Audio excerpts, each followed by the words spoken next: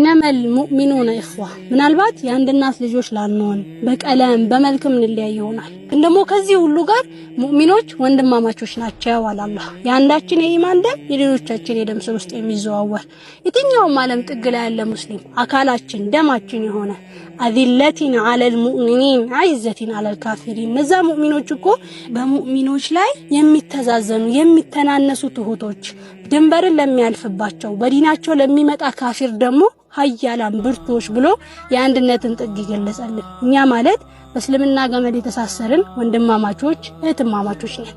በህይወት መንገድ ላይ ምናልባት ደክመን ተሰራሽተን ከነገሮችም ችላ ብለን እንታይ ይሆናል። ግን ደግሞ ከዚህ ሁሉ ጋር አትጠላሉ አሉ መልእክተኛው ሰለላሁ ዐለይሂ ወሰለም። አትጠላሉ፣ አትመቀኛኙ፣ አትኮራረፉ፣ አትቆራረጡ።